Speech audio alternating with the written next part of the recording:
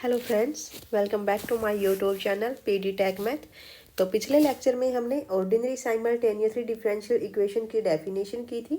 Solution हम कैसे find out करते हैं वो हमने पिछले लेक्चर में कर लिया है, तो आप बेसिक मेरी पिछली वीडियो देख के क्लियर कर सकते हैं। ओके, आज वाले लेक्चर में हम सिर्फ ये करने वाले हैं कि ऑर्डिनरी साइमल्टेनियसली डिफरेंशियल इक्वेशंस के सॉल्यूशन हम कैसे फाइंड आउट करेंगे, है ना। वैसे तो हम एक तो एग्जाम्पल कर चुके हैं, लेकिन आज हम इसी से रिलेटेड और भी एग्जाम्पल्स करेंगे। तो हमारे पास दो मेथड थे, एक था आपके पास method of elimination and second method आपके पास था मेथड ऑफ डिफरेंशिएशन। तो मैं तो आपको यही बोलूँगी कि method of elimination he best रहेगा आपके लिए, ठीक है। क्योंकि जो मेथड ऑफ डिफरेंशिएशन है ये थोड़ा लेंथी पड़ जाता है, क्योंकि एक टाइम के बाद हमें मेथड ऑफ एलिमिनेशन का ही प्रोसीजर वहाँ पे भी फॉलो करना पड़ता है। कुछ ही एग्जाम्पल्स में ऐसा होता है कि जो मेथड ऑफ डिफरेंशिएशन है वो आपका जल्दी वर्क कर जाता है, नहीं तो जो मेथड ऑफ डिफरेंशिएशन है वो ज़्यादा ही टाइम लेता है एलिमिनेशन के कंपैरिजन में। ओके, तो आप क्या करना, method of elimination he prefer करना ज़्यादातर। तो अगर होता है कि मेथड ऑफ डिफरेंशिएशन से आप जल्दी कर पाते हो तो आप ये भी कर सकते हो। ओके, तो आज हम यहाँ पे एग्जाम्पल्स करेंगे, और एग्जाम्पल्स करने के बाद हम एक और टॉपिक करने वाले हैं साइमल्टेनियस डिफरेंशियल इक्वेशन से ही रिलेटेड। अगर आपके पास इस टाइप से इक्वेशन आ जाए जो साइमल्टेनियसली डिफरेंशियल इक्वेशन है, अगर वहाँ पे इस टाइप की टर्म इन्वॉल्व हो, या तो ये हो या फिर आपके पास कुछ इस टाइप से ये टर्म आपके पास अगर वहाँ पे इन्वॉल्व होती है, तो हम उस इक्वेशन को कैसे सोल्व आउट करेंगे ये हम लास्ट में करेंगे। पहले आप एग्जांपल देख लीजिए सिंपल ही। ओके, और ये जो टॉपिक है ये काफ़ी इम्पोर्टेंट है, जो गेट एस्पायरेंट्स जो स्टूडेंट्स हैं, ओके, उनके लिए, जो भी गेट की प्रिपरेशन कर रहे हैं उनके लिए ये काफ़ी इंपॉर्टेंट टॉपिक है। उसके क्वेश्चन आ ही जाते हैं, तो हम गेट में जो क्वेश्चंस आते हैं इस टॉपिक के वो किस टाइप के क्वेश्चंस आते हैं वो भी हम लास्ट में दो क्वेश्चन करने वाले हैं गेट के भी। वहाँ से आपको अंदाज़ा लग जाएगा कि किस टाइप के टॉपिक आते हैं। ज़्यादा मुश्किल नहीं होते, बस आपको बेसिक समझना है कि हम कैसे सोल्व करते हैं, ठीक है। तो आप मेरी पिछली वीडियो देख सकते हैं बेसिक के लिए, और एग्जाम्पल हम आज डिस्कस कर ही लेंगे, ठीक है। अभी तक हमने लीनियर अलजेब्रा कंप्लीट कर लिया है, रियल एनालिसिस कंप्लीट हो चुका है, कॉम्प्लेक्स एनालिसिस भी कंप्लीट हो चुका है। जो पीजीटी मैथ्स का जो एग्जाम हुआ था ऑब्जेक्टिव टाइप पेपर 1, वो भी हमने इस लेक्चर में, वो भी हमने यहीं पे कवर भी किया है। ओके, प्लेलिस्ट आपको मिल जाएगी इन तीनों की, आप डिस्क्रिप्शन में जाना, वहाँ पे प्लेलिस्ट का लिंक मिलेगा। और जो पीजीटी मैथ्स का जो एग्जाम हमने डिस्कस किया है वो आप मेरे चैनल पर जाना, पीडी टेक मैथ के नाम से है, ठीक है। वहाँ पर आपको इसकी भी वीडियो मिल जाएगी। ओके, तो चलिए अब हम स्टार्ट कर लेते हैं। फर्स्ट क्वेश्चन क्या है, फर्स्ट क्वेश्चन देखिए, dx1 upon dt is equal to 6x1 minus 3x2 and second is dx2 upon dt is equal to 2x1 plus x2। अब मैंने यहाँ पे क्या कहा था कि जो साइमल्टेनियसली डिफरेंशियल इक्वेशन है वहाँ पे जो डिपेंडेंट वेरिएबल होंगे वो 2 और मोर देन 2 होंगे। ओके, और जो इंडिपेंडेंट वेरिएबल था वो मैंने कहा था कि जो इंडिपेंडेंट वेरिएबल है वो एक ही होने वाला है, ठीक है। तो अब यहाँ पे देखिए जो t है वो तो आपके पास क्या है, इंडिपेंडेंट वेरिएबल है। ओके, और जो यहाँ पे x1 एंड x2 है वो आपके पास क्या है, डिपेंडेंट वेरिएबल, ठीक है। तो यहाँ पे जो इंडिपेंडेंट वेरिएबल है वो कितने हैं, 2 हैं, और इंडिपेंडेंट हमेशा 1 ही रहेगा, ठीक है। तो इसको आप कैसे सोल्व आउट करोगे, कैसे करोगे इसको सोल्व आउट, कैसे करते हो, देखिए हमने पहले डिस्कस किया है। जो फर्स्ट इक्वेशन है यहाँ पे आप इसको ऐसे लिख सकते हो, d upon D T minus 6, और यहाँ पे क्या आ जाएगा, x1 plus 3x2 is equal to 0। ये क्या है आपके पास, लीनियर होमोजीनियस। ओके, सेकंड को आप कैसे लिख सकते हो, यहाँ से d upon D T minus 1x2 and minus 2x1 is equal to 0। Okay, and this is d minus 6 into x1 plus 3x2 is equal to 0, and ये आपके पास क्या हो जाएगा, minus 2x1 plus d minus 1 into x2 is equal to 0, ठीक है। And this is equation number first and this is equation number second. तो हम यहाँ से क्या कर लेते हैं, x1 को हम यहाँ पे एलिमिनेट कर देते हैं एंड x2 फाइंड आउट कर लेते हैं ना। तो x1 को एलिमिनेट कैसे करोगे आप, देखिए x1 को एलिमिनेट करने के लिए हमें जो फर्स्ट इक्वेशन है वहाँ पे 2 से मल्टीप्लाई करना पड़ेगा, और जो सेकंड इक्वेशन है उसे हमें D-6 से मल्टीप्लाई करने का, ठीक है। उसके बाद हम इन दोनों इक्वेशंस को क्या कर देंगे, ऐड कर देंगे, ठीक है। देखिए मल्टीप्लाइंग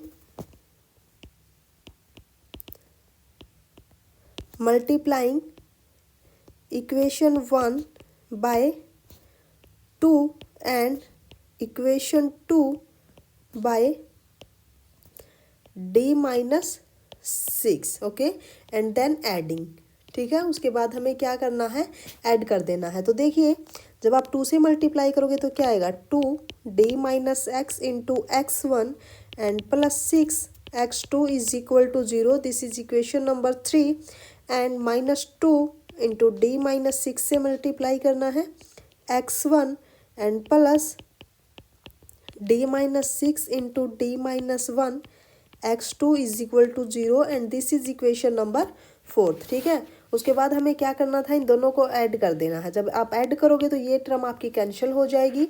यहाँ से क्या बचेगा, D-6 इंटू D-1 प्लस 6, और यहाँ पे x2 आपका कॉमन आएगा, एंड दिस इज 0, ओके। इसको सिंप्लीफाई कर लीजिए, क्या आएगा, D² minus 7D and plus 6 into x2 is equal to 0। तो ये आ गया D² minus 7D plus 12 into x2 is equal to 0। तो यहाँ पे अगर मैं ऑक्सिलरी इक्वेशन लिखूँ तो ऑक्सिलरी इक्वेशन क्या आ जाएगी, यहाँ से वो आएगी आपके पास m² minus 7m plus 12 is equal to 0। तो फैक्टर्स यहाँ पे क्या बनेंगे, देखिए m² minus 4m minus 3m plus 12 is equal to 0। m common लेंगे तो क्या आएगा, m माइनस 4, यहाँ पे 3, एंड ये आएगा m minus 4 is equal to 0। तो ये m माइनस 4 कॉमन आ जाएगा, और ये m minus 3 is equal to 0, ठीक है। तो यहाँ से आएगा 4 एंड 3, यहाँ तक ठीक है। अब देखिए हमें यहाँ पे x2 मिला है, ओके। एक मिनट रुक जाइए,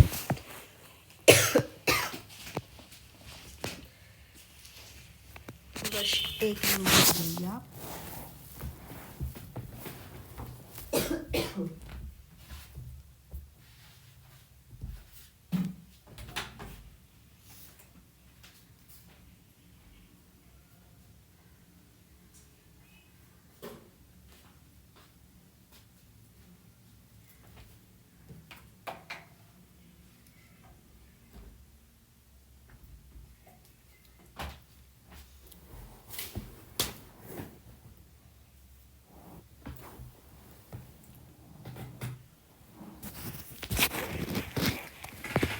ओके, तो आप देखिए आपके पास कौन सा सॉल्यूशन आया है, x2t, यहाँ पे देखिए, ठीक है।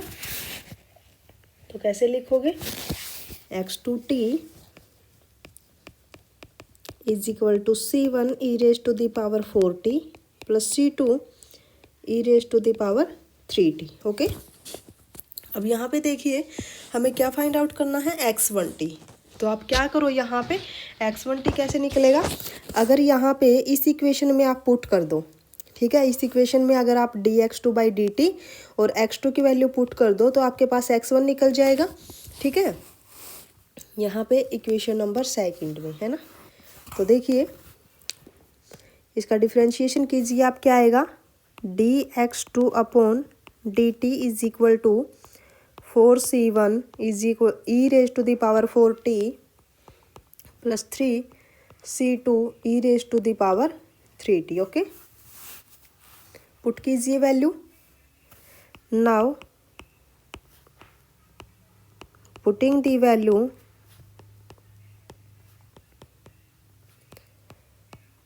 Value of x2t and dx2/dt in equation 2, then we get, क्या मिलेगा आपको पुट करने के बाद, देखिए जब आप पुट करोगे यहाँ पे तो इधर से आएगा आपके पास 4c1 e raise to the power 4t plus 3c2 e raise to the power 3t is equal to 2x1 plus x2।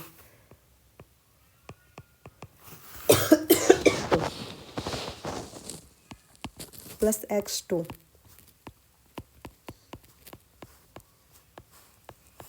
Okay, तो यहाँ से आपके पास आएगा C1 को कॉमन ले लीजिए,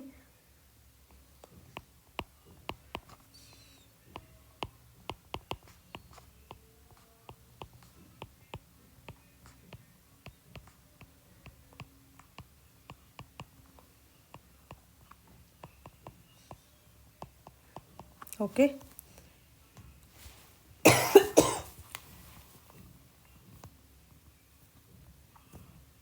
तो ये हो जाएगा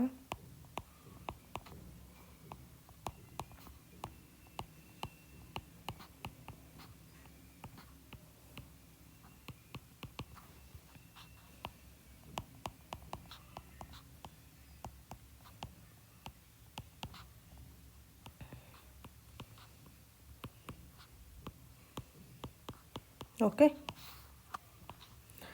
तो ये आ गया आपके पास x1t, ठीक है। तबीयत कुछ ज़्यादा ही डाउन चली हुई है, ठीक है, 2 दिन से, इसीलिए लेक्चर भी नहीं ले पाई मैं, और आज भी कंप्लीट नहीं होगा ये, ठीक है। तो हम यहीं पे कर देते हैं इसको कंप्लीट, ठीक है। कल ही कर पाएंगे हम, नहीं होगा ऐसे तो कंप्लीट, क्योंकि काफ़ी क्वेश्चंस हमें करने थे, सिर्फ एक ही हो पाया ऐसे तो, ओके।